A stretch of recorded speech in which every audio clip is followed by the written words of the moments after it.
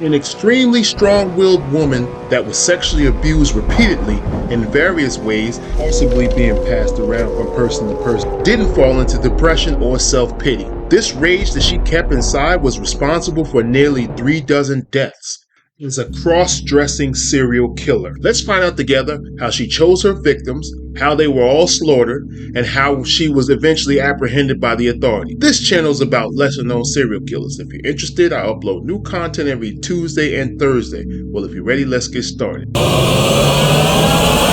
1919, in the country of Hungary, two people that were drinking had become acquainted with one another due to frequenting the same local bar.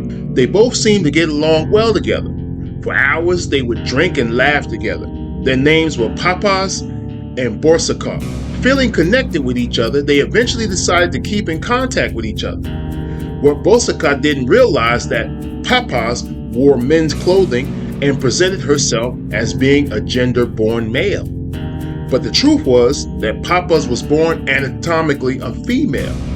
She chose to be identified as a man and kept this as a secret from everyone. You'll find out why this was the case later in the story.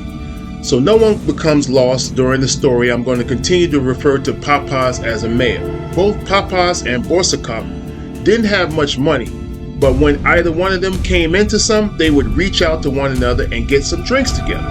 Papas, unbeknownst to Borsakov, so happened to be without a job and on the verge of becoming homeless. So Borsakov offered Papas a job on his farm as a farmhand looking after animals. Papas was in desperate need for cash, and this seemed like a good offer, which was immediately accepted. So Papas went home to get some good night rest in order to be up before dawn to start the job. After several days of doing a good job, Borsakov gave Papas permission to live in the barn until being able to find a new place to live. Every day, nearly all day, Borsakov would curse out and assault his wife for the simplest of reasons. This really began to annoy Papas. So whenever Borsakov left the farm, Papas would go and console his sobbing wife. As the weeks passed, for every beating that Papas witnessed, the more enraged he became.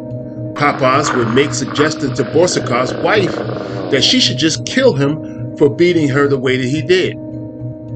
Most times she responded in the negative. This last particular time, she had enough. The wife decided that she wanted her husband dead and came to Papas for assistance. That very evening, the horses managed to escape from the barn. Borsakov went outside to capture them. As he corralled his horses back into his barn, an unseen person leaped out from behind a hidden area, wrapped a rope around his neck, and then strangled Borsakov to the ground until his body stopped twitching and he was dead. Papas had never killed anyone before. He was always interested in murder though. Due to all the pain and abuse that he had endured, this caused him to be ready for more revenge. Before Papas was eventually apprehended, he was responsible for dozens of murders. To find out how he became so filled with hate and how he chose his victims, we have to start back to the beginning. 1882, in the country of Hungary, Victoria Foti was born. As a child, she recalls her father being an alcoholic and very verbally abusive and physically abusive to her and the entire family.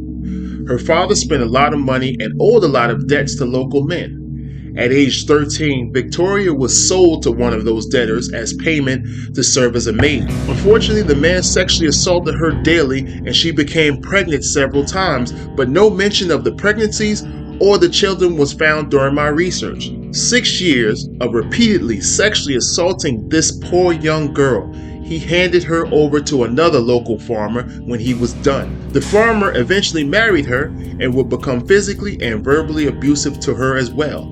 Years later, they eventually divorced and went their separate ways. Victoria would wear men's clothing, profess to be a man, and would work on local farms to sustain herself. For the next decade, nearly 30 men were found to have committed suicide in the general area. In each of those cases, the men were found to have hung themselves in their barns. Due to the vast amount of suicides taking place, with the victims leaving no notes or displaying any suicidal tendencies prior to, the authorities became suspicious about each of their deaths.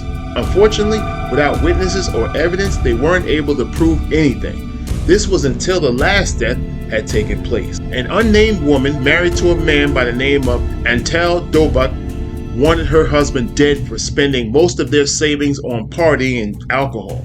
She had heard via word of mouth that Papas had killed another local by the name of Borsakot for his wife. When Anatar's wife heard the story, she offered Papas payment to kill her husband. Papas accepted the payment. That evening, he along with two other men jumped the husband, subdued him, and he was strangled to death using a rope.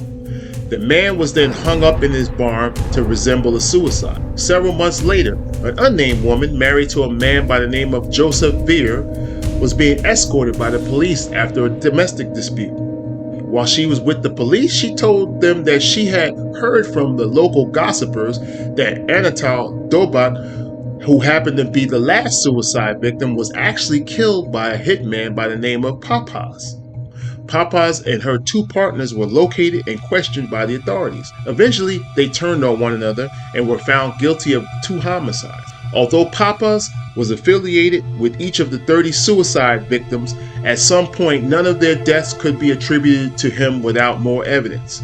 All 3 were placed into the local men's prison and given death sentences. This was until a new shocking discovery was unraveled. While in jail, Papas refused to remove his clothing or bathe. Due to the overwhelming stench and continued refusal to wash, Papas was placed into a psychiatric ward. When he was physically forced to undress, it was discovered that Papas was actually born a gender woman by the name of Victoria Fodi. The death sentence was commuted to life imprisonment. Approximately 15 years later, she died in prison. If you enjoy more stories such as these, click on one of the suggested videos above. God bless and stay safe.